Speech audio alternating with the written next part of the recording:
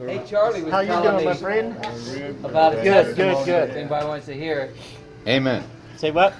Charlie, we went to You haven't given me your biscuit his yet. barbershop last night. Yeah, how's he Thursday doing? night Bible study. How are you? And he was talking about 2 Fridays I gotta ago, reach over you guys. some guy came in there and he didn't want a haircut. He wasn't sure why he was there. Country omelets. Charlie. And he looked over.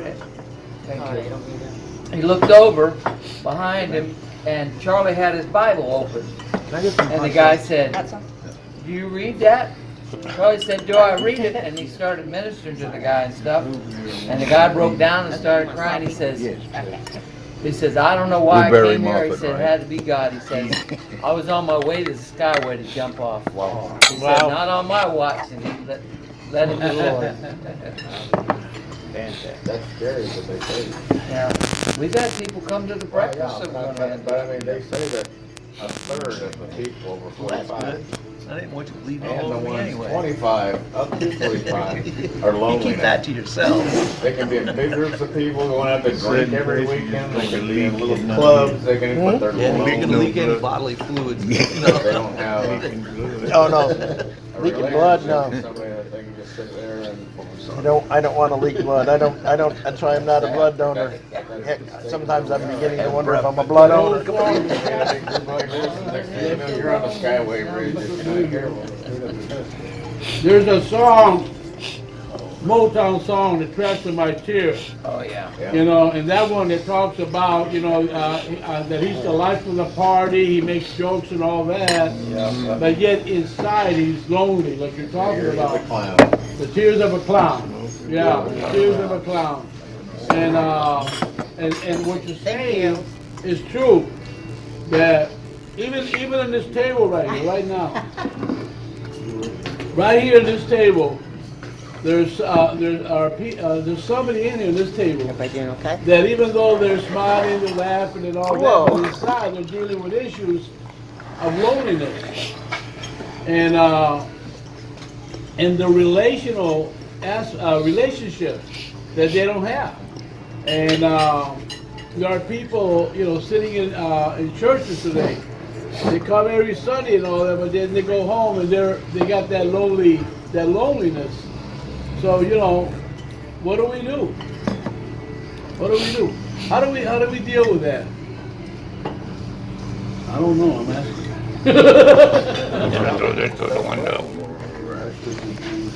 Well, you stay alert to God's leadings, and if you know somebody is living alone or something like that, I mean, just little stuff like inviting them out to dinner after church, Amen. and spending a few hours at dinner with them, stuff like that. You got something going on, you got some people meeting at your house from the church or something, just even though they probably wouldn't come, go over and invite them. I mean, even go pick them up if you have to.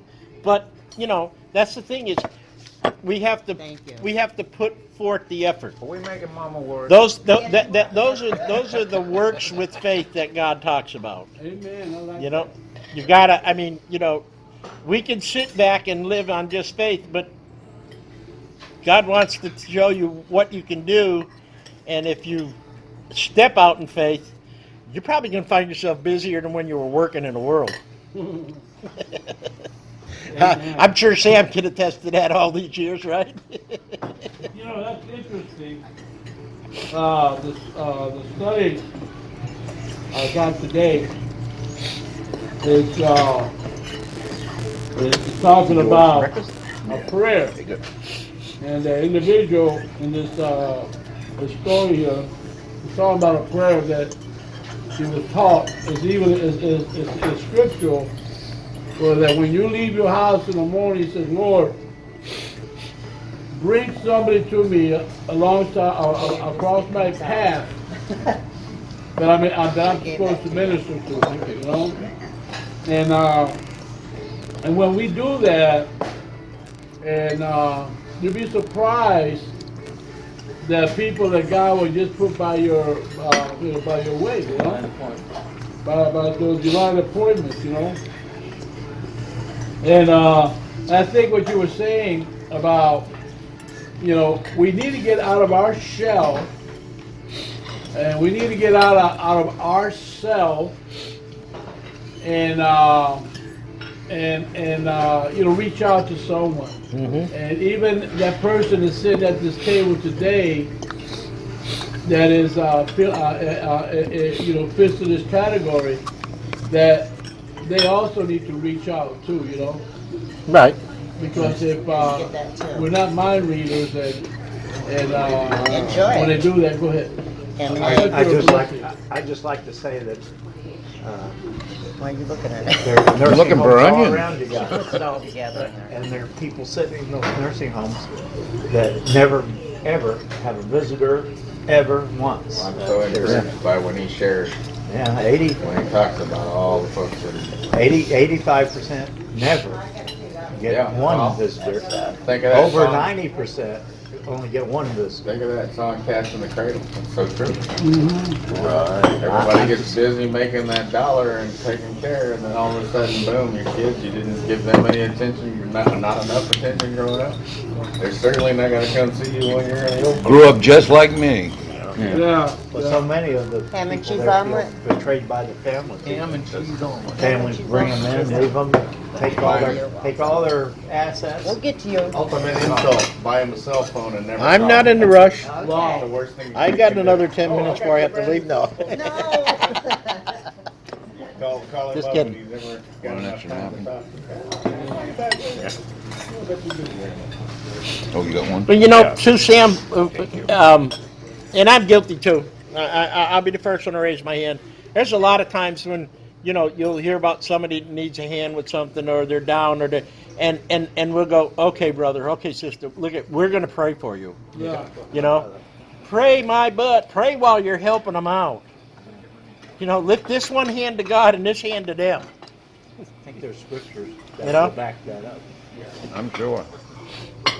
And that's what we have to do, is just, you know, when you see it, what does the word say? If you see a need that a brother has and you're able to meet it, meet it. You know, I'm paraphrasing, but, you know, that's scriptural.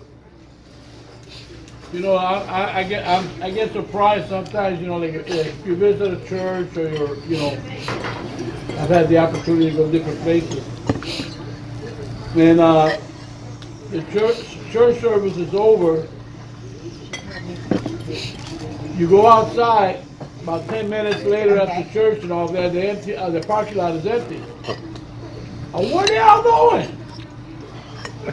To eat. Cracker Barrel. Yeah, and then you know, there's nobody there, so you're gonna go out to eat, and you might end up going to a place where all these people are that you saw in church, you know. Yep. And sometimes you wonder, says, I wish they would have invited me, you know, or I don't know. The point is that, you know, the more technology that we have, the more lonelier we seem to be getting, because we get so consumed in the technology, and you know, people. Oh, he's my friend. You never saw him. You're friends on Facebook. You don't even know the person. These are all my friends. Especially kids, you know, they're all my friends. What do you mean they're your friend? You don't even know who these people are. You know how many friends you got on your Facebook, on your phone, huh? Yep. How about Chuck, huh? How many friends you got that you've never met? No? When I was on Facebook, they knew me as Clearwater Elf. You know, it's like Generation is getting that kind of worse. thing. As they say, my wife and I, we drove out to Fort Worth, Texas to see our grandkids, my daughter. We got out there and we were staying in a hotel, they didn't have room for us at their place. And they said, why don't you come over such and such afternoon? Just don't charge And we'll me. have all the kids here. When we got there, they were all sitting in the living room. They all had their phones out. And they all were doing that. And A couple of them do. I bet you they didn't say 10 words to us. And we were there for 2 hours, and I said to my wife, I said, well, that was a big waste of time. And anytime we asked them a question, they said yes, no, and went back to their phones. And you know the funny part about that is they were probably talking to each other on the phones right across the room. Oh yeah, I've seen it I've seen it in restaurants. Smartphones, so maybe we were out Yeah, of it. right, yeah. I've seen it in restaurants and they're texting each other across the table. Make everybody put their phone in a basket when they go into the visit or have Sunday dinners or whatever like that. Did They you make s- everybody turn all everything in at the door? Did you see what they're doing at the Magnolia restaurant down there, Chip and Joanne down in Texas? They have the bags hanging next to the booth. You sit there, you put your phones in the bag while you're eating so you talk. Turn it off. Yep. Back in, And we've got that camp I told you that they're building up in Tennessee. yeah. I understand that one of the regulations when you leave your room in the lodge to go out for the day's activity, iPads and cell phones stay in the room. The only one that'll have a cell phone is the camp counselor in case he has to call for something. I thought that is so neat. Just disconnect them for the day. I mean, these are kids.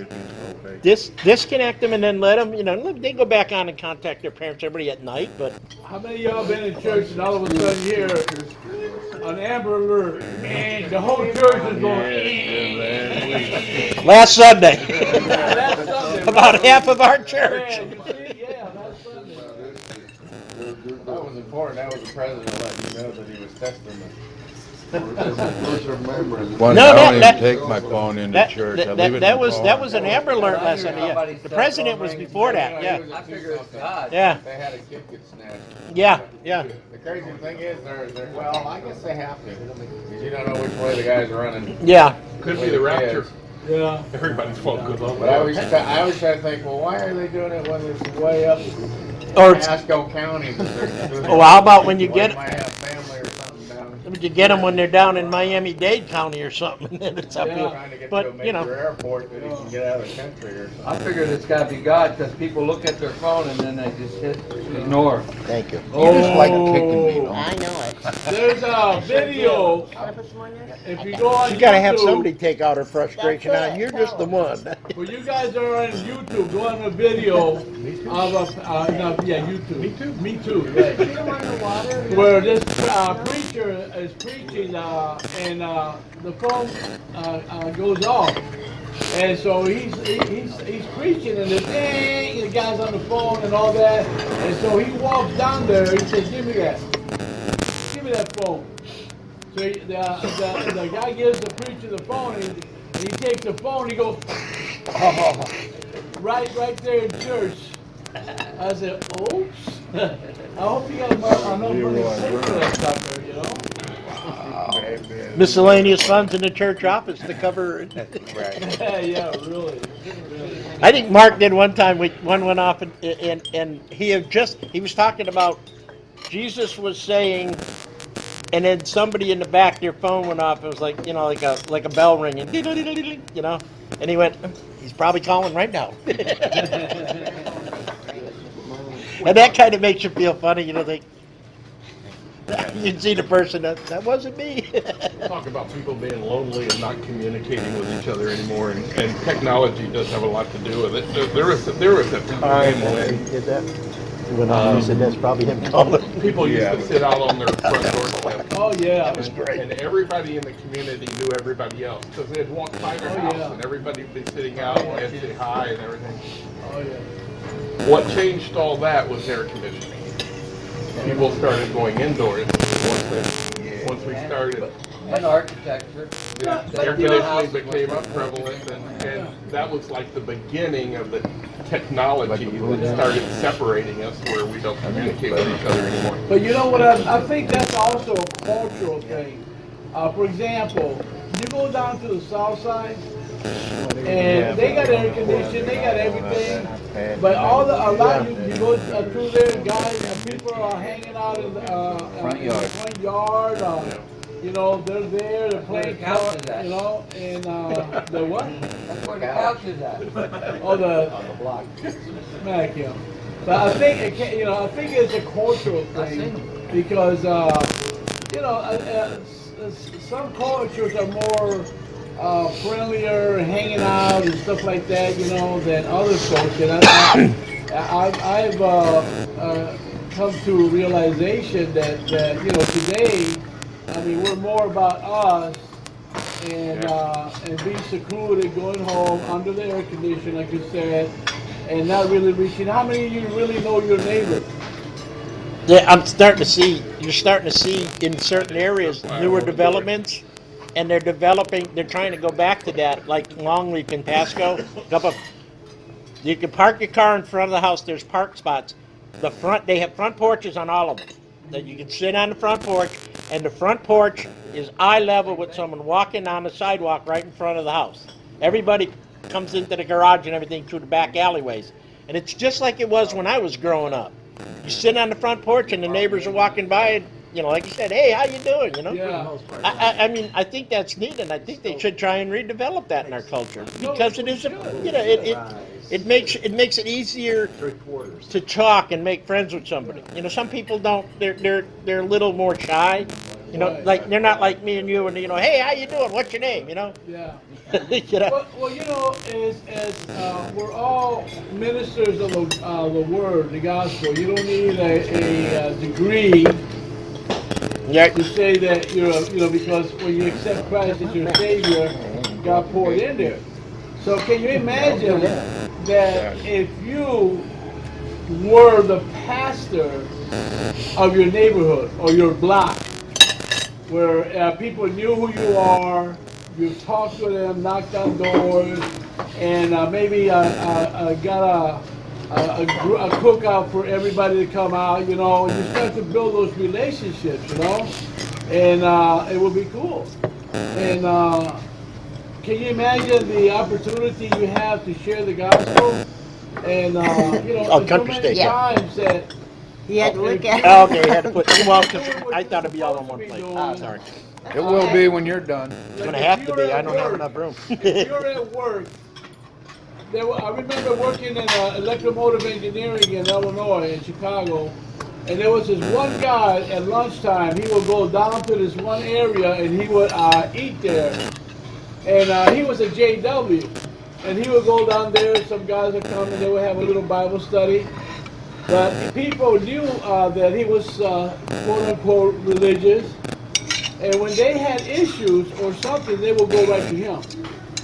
And they would sit down and hey, can you pray for me? I'm going through this and that. Thank you.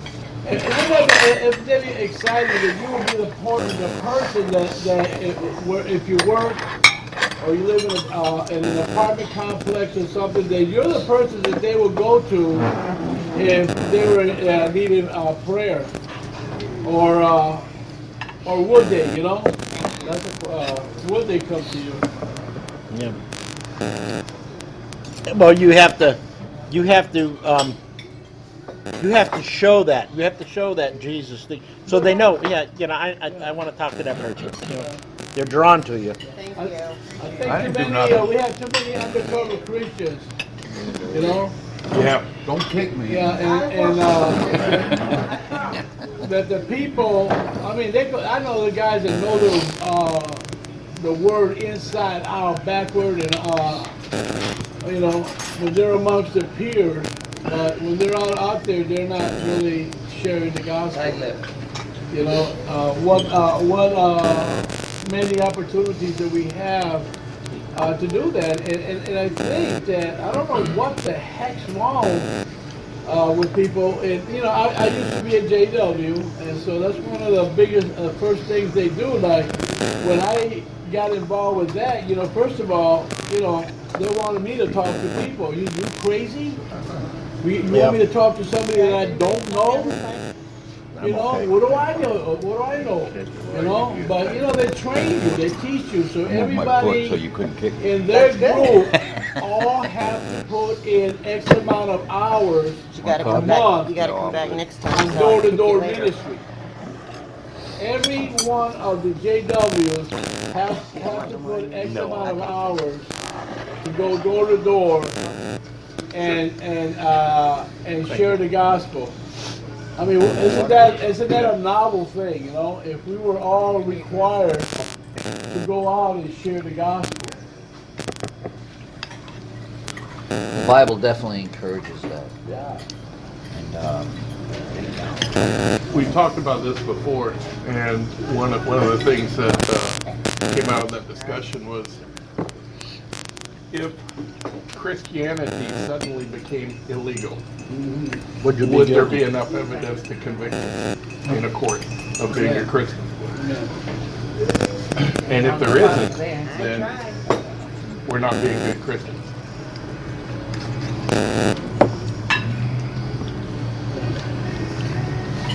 When they had the hurricane in Miami, what's the one they went through there?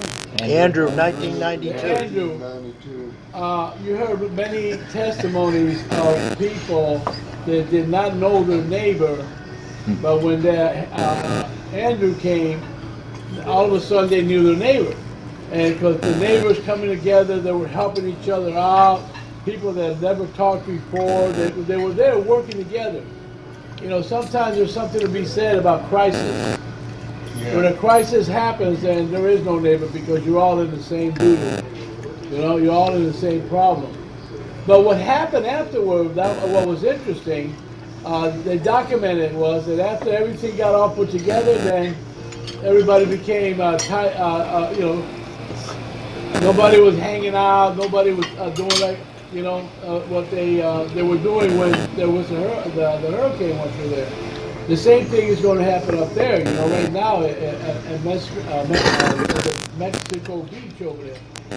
And people that don't know each other, everybody's coming together and helping each other, working each other with them, with one another. And hopefully in small communities like that, it's kind of different because they're kind of back in the old days, you know. Yep. And there's something to be said about living in those areas, you know. Yeah, like Port St. Joe, everybody knows everybody there. Yeah. I used to drive through there. Shame it takes adversity Thank to you. bring people together like that. That if they realize what they could do, times are good. Come That's the beach, yeah. for a common purpose. We can change the world. Looking down there all the time. Well, you know, there's questions that they ask, you know, why does God allow bad things to happen to Mexico good Beach people? had about 3,000 Who's residents. the God of this world? Port St. And, Joe has about. well, no, there's, you know, God allows these things to happen. He allows them, but he don't cause them. No, but he allows That's them. what some people tell you. Right, they want to use them, they do. But he allows them. But even through this adversity, is that when God shines. Because, you know, at this point in time, you know, at one point you were so hard-headed, you didn't want to hear nothing about the word or nothing like that. You know, all you people are the same, but as soon as you have an issue, a problem, you're all in the same boat, then things start to change, you know? And relationships start to build in there. And it's important, you know, that we do that. I mean, I would love, Mark, I would love to be able to put trucks and go out there and do something, you know, through help. But I think, I don't know if you were saying that right now is not the time to do that because you got a zillion people out there. Now, you know, you wait a month from now. Wait a month from now. When they forgot. Yeah, then that's when you go back up there, and you start, you know, a flow of,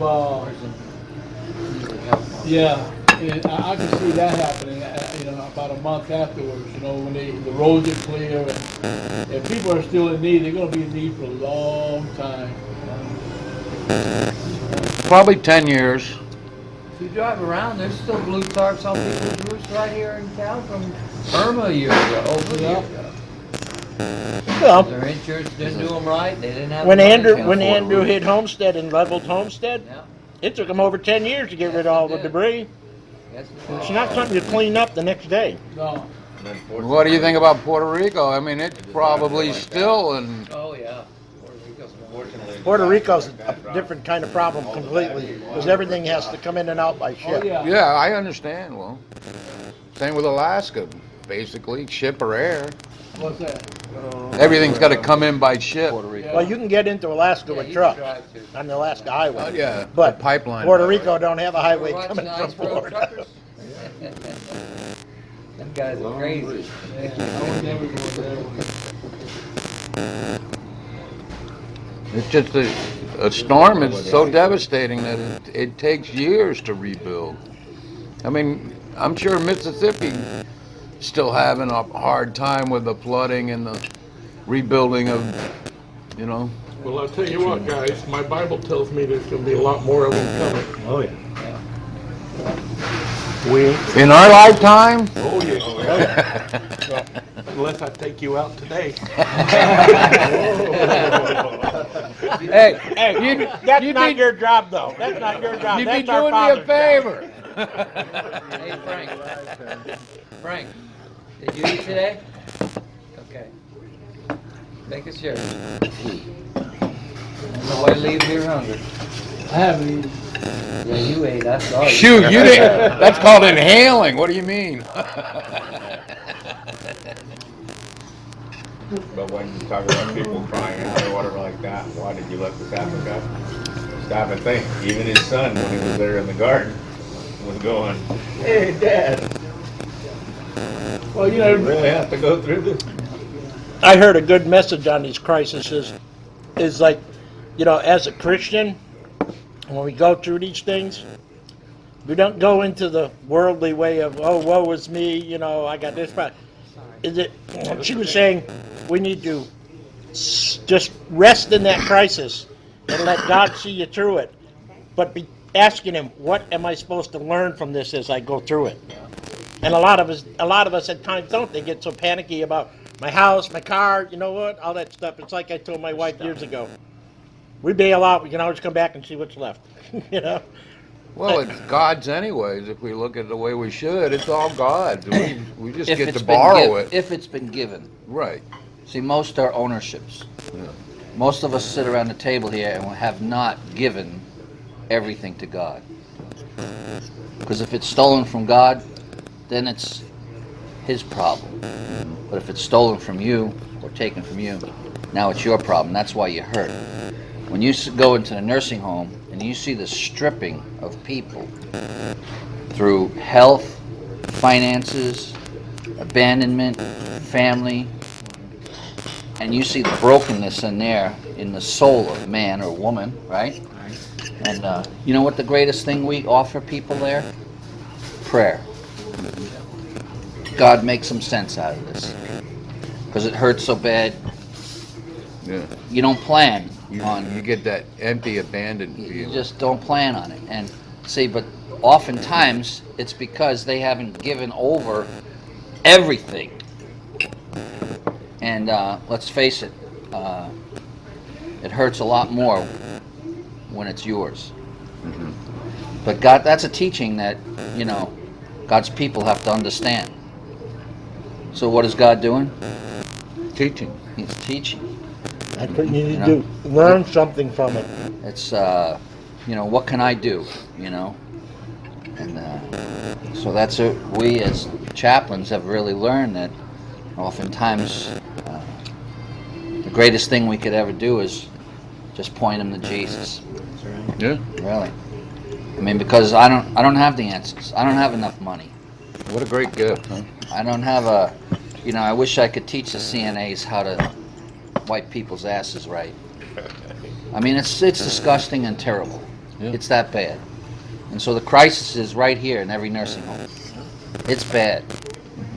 You know, you don't have to go up north. And so I go to Jacaranda nursing home. It's 300 beds of people that are wards of the state. it's the worst one around. They have nothing. Zip, nada.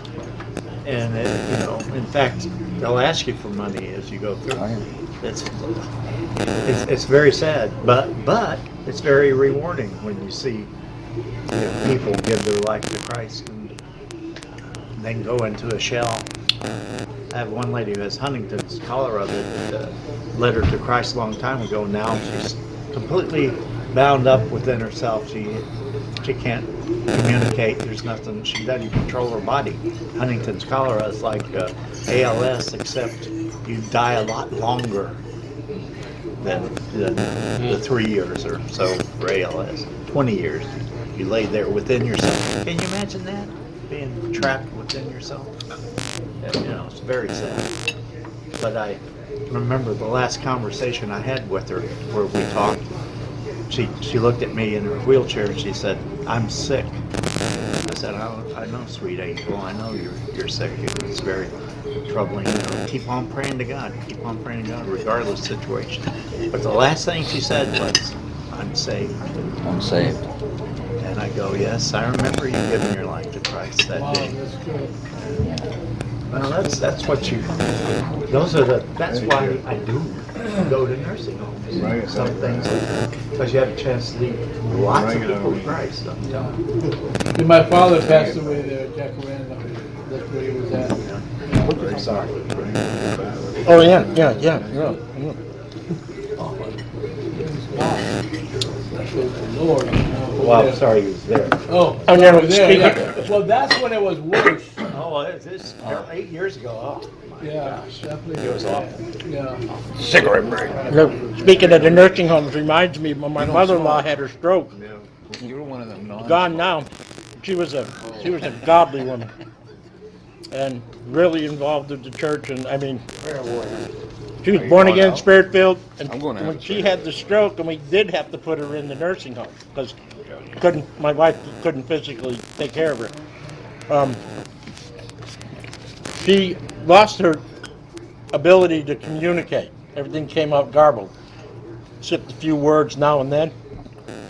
And they told us for the year and a half she was there, somebody would get upset, she'd wheel her wheelchair down, and she would go over and put her hand on him, and I swear it had to be she was talking in tongues.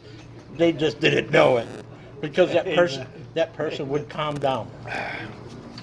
And we had 4 of the representatives from that place at her memorial service at our church. Wow. And they came because she said everybody in that place loved her because they could see, and that's the one girl, they could see Jesus in her. And I'm sure that these other people that were, like you're saying, almost totally bound up in that, they saw it in her. And even though she wasn't talking English like I'm talking to you, it was like, pretty. There was some kind of tongue the Lord was using to reach that other person. Love was coming through. Year and a half. Yep. A year and a half she was in there. She never quit. She went at 86, and she was still trying to preach the Lord when she went. Way to go. How did the conference go with the prison? Yeah. It went great. We had about 30 people. Awesome. Give us some detail on it. Well, actually, he's covering several different ministries within that group. No, you're good. The one he figures that most of the people there were best capable of doing is maybe working with the families of the victims and the family of the perpetrators and trying to become a mentor to those families. But also He's going out. possibility of mentoring people coming out of prison and mentoring people in prison. You're not going to have a cigarette, Jim. That's basically what we discussed. Not necessarily going to the prisons and preaching. I think most of the people, unless you've been in prison, you have no idea of the stripping of morality, Anybody want more coffee or anything? anything You know what? normal. I think- Because now, Yeah, maybe you've I'll been take there, a- you I'll- don't get give a me a job, refreshing, you yeah. can't get a place to live. I mean, what do you do?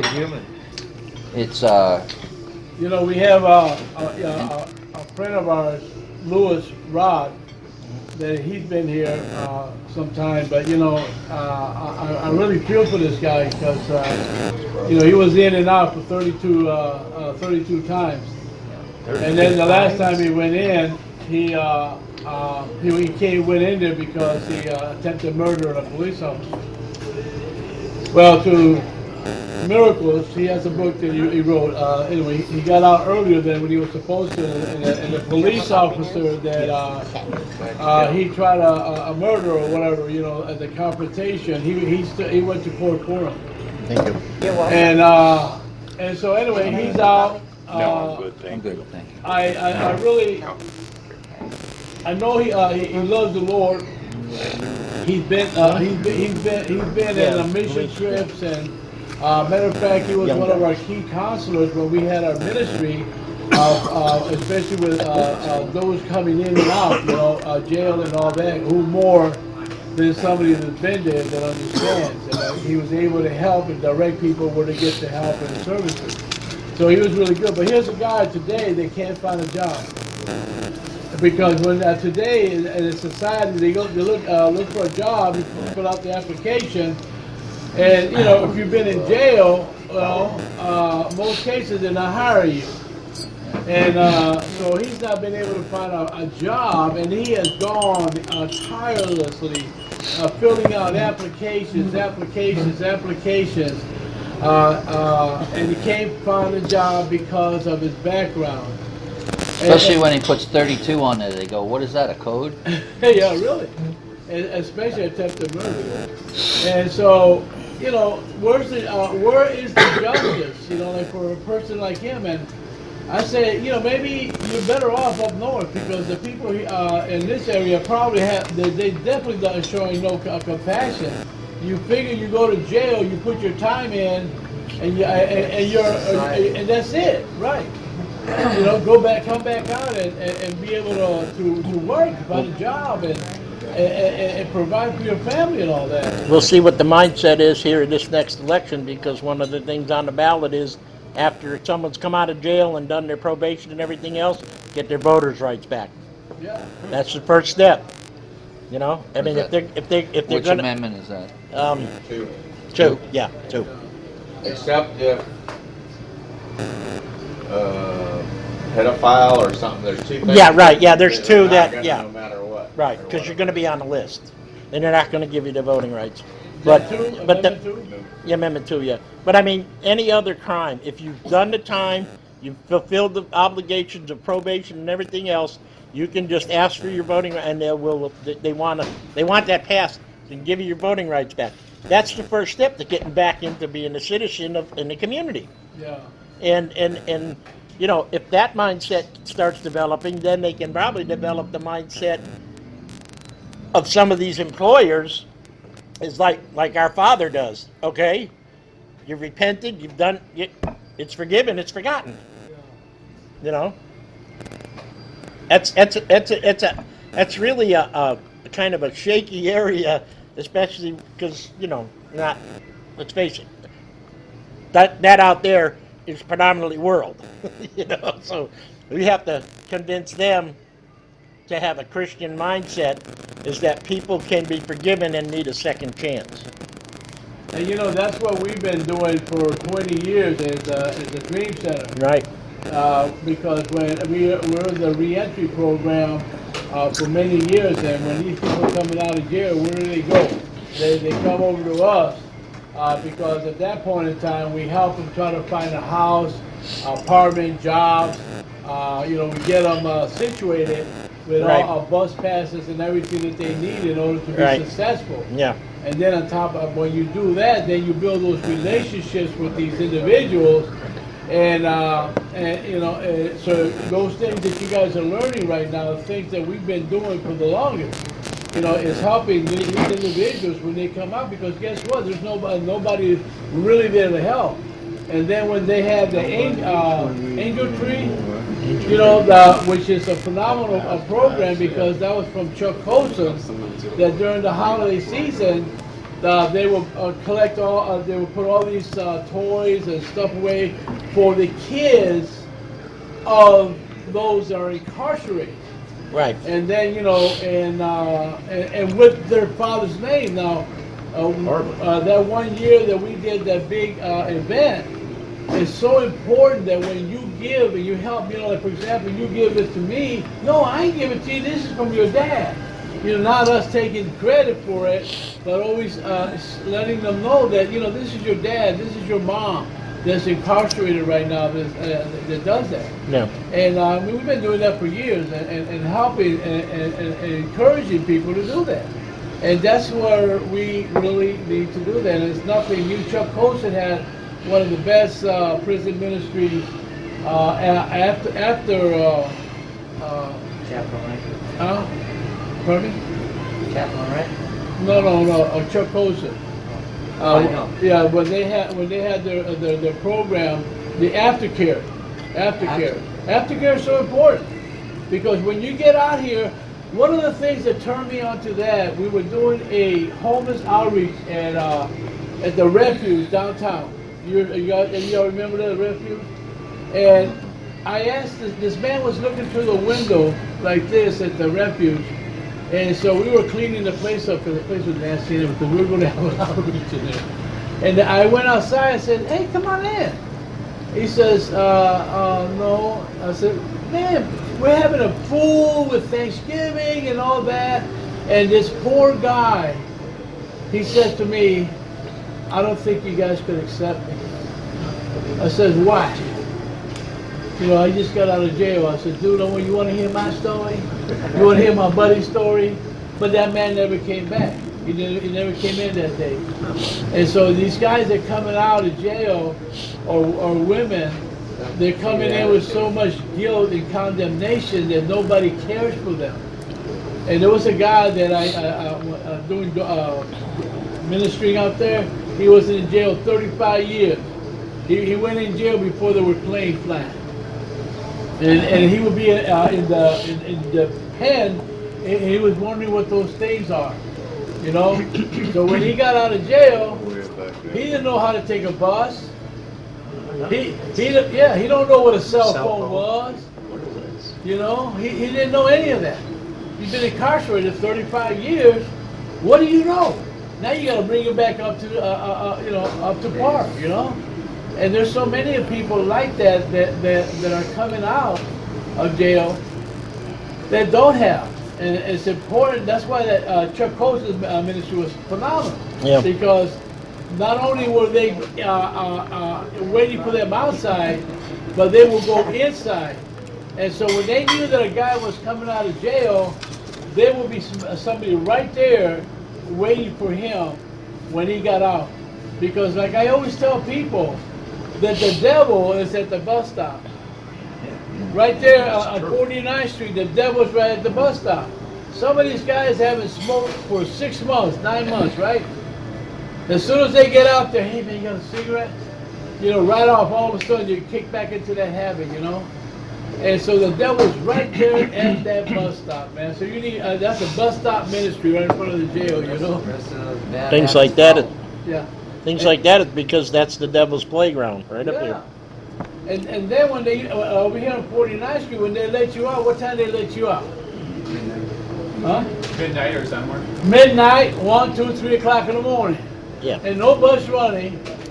Somebody called me at home back in the day that a girl was let out and she's around, walking around downtown by Central Avenue and 16th Street.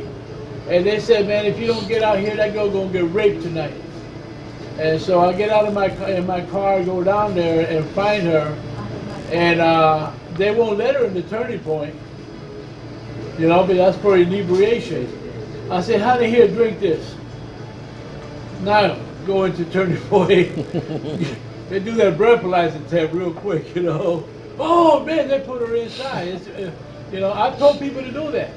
Is it ethical? Well, no, you don't. No, oh, you shouldn't do that. Well, that person's gonna be out there raped or whatever because they have a rule that they won't let her in unless you've been inebriated.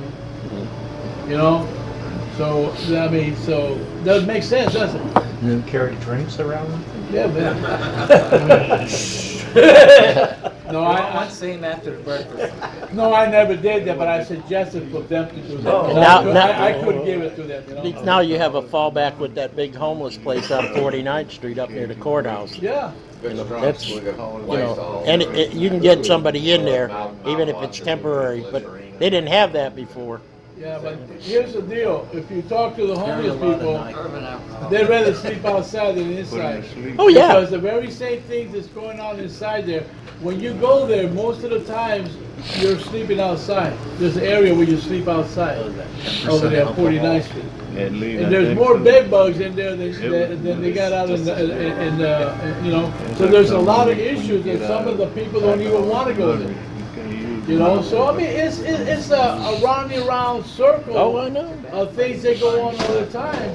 But countryside, They go there twice, once a month or something like that, and they do a big cookout for them right outside, you know.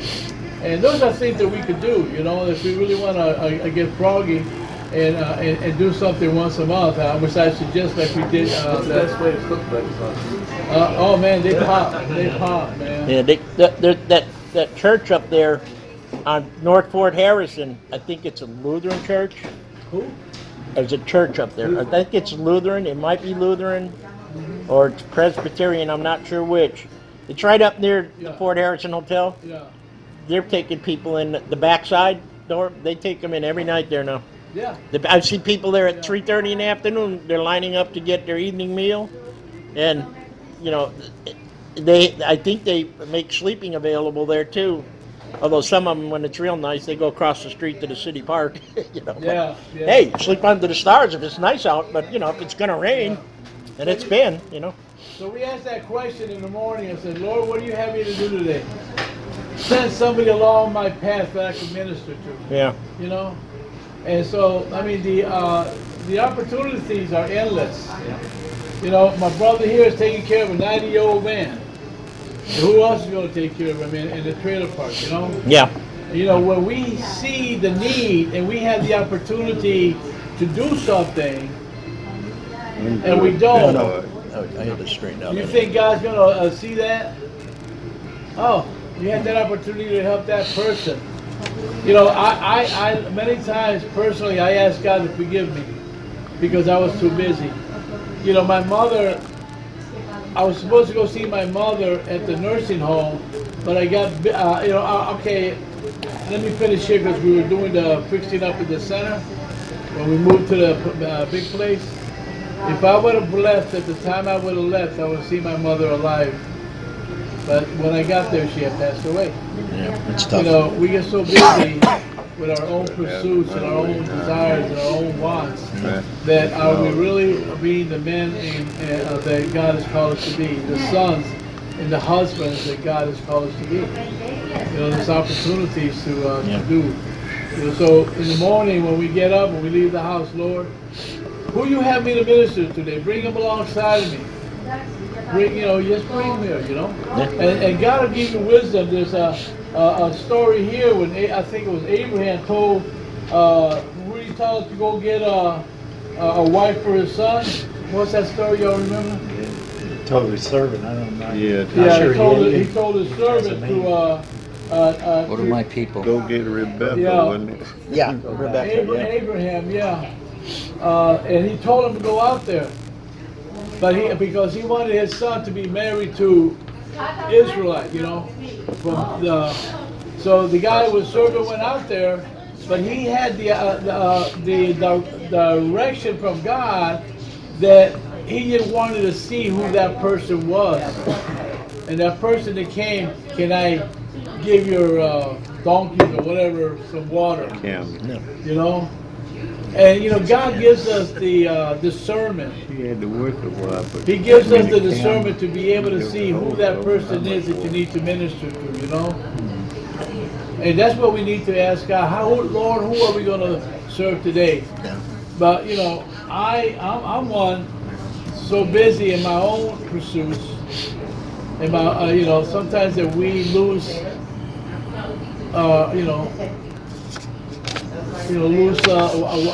forget what we were called to do. And so I don't care who you are. I don't care. I mean, to me, I'm saying that. I don't care who you are. Every one of us has, I don't care how old you are, you know, what condition you are, God gave you the word to share the gospel. Amen. You have you drive around in a church. I feel like I'm blessed because, you know, like every morning I'm in the carport, get ready to go, and I take 5 or 10 minutes and I just have a little talk with my father, and you know, and one of the things I tell him is, if there's somebody that needs a word that you need me, just put them in the back seat. Yeah. And you know, not everyone that climbs in, you know, has questions, but the ones that I do have questions, it's triggered by Joy FM on the radio. There you go. That has not changed in 4.5 years, and no one's ever asked me to change it. Yeah. And they'll say, "Oh, you're Christian?" Yeah. You know, I was wondering. Okay. And sometimes, like the one guy, he was being a little sarcastic. I picked him up down in St. Pete Beach, and he goes, "Oh, you're a Christian?" And I knew by his voice, and I said, "Well, yeah, sort of." And he looked at me funny. I said, "Really, I'm a child of God." "Well, what's the difference?" "Thank you. You're going to the airport. You're going to find out." When I got out at the end, he goes, "I learned something. Thank you very much." You know, so I didn't take him to salvation, to Jesus, but I planted the seeds that are sitting in there. But you guys remember Trey, right? He used to do our sidewalk. Well, he does Ubering. Does he? Well, yeah. So one day he said he picked up a guy that his car broke down, and guess where he took him to? Right across the street from my house. Really? Yeah. And so, but I didn't know who it was till yesterday, because this guy was walking by, and I talked to him. "Hey, how you doing, man?" "Yeah, okay." And then he came over, we talked. He said, "You know, I met a friend of yours." I said, "Yeah? Yeah, an Uber driver. He dropped me, he picked me up." "Oh, you're the guy," because Trey called me and let me know.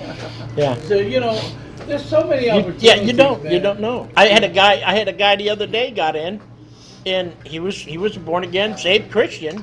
He was heading up to New England to visit his buddy, who was fighting cancer again for like the 4th time, and he said, "It's probably the last time I'm going to see him." And I said, "You know, is it salvation?" He goes, "No, he doesn't. He knows about it, but he doesn't want to believe it." He said, "I'm hoping I can talk to him again one more time." And then he said, "Can you put him on your prayer line?" And I said, "Yeah, well, I can put him on my prayer line." And he goes, "Good." He goes, and we'll say a prayer for him. So stopped right there. He was getting off at American Airlines, and we prayed for his friend right there at curbside. And he got out and he goes, I said, "Just remember, you can't save him. Let the Holy Spirit do the work. You just get those seeds in there so the Holy Spirit can water them and make them grow." But if he's in that situation with cancer, I said, he might be open. Just make sure you explain to him that just because he's saved doesn't mean the cancer is going to go away. It could disappear. But you know, sometimes that's how God's taking us out of this crummy body and bringing us home. Amen. You know, it's like, and again, we're down with something. Just dwell in it and learn what you can, because you're going to go home and then there is no more tears, no more pain. I mean, that's a beautiful statement to me. Yeah. You know, that's a beautiful statement to me. I'm ready to go. I'll take my last breath when he wants me to come home. And I'm ready, willing, and able. And that's what we got to be. We got to be ready. And that's what his friend has to do, is accept.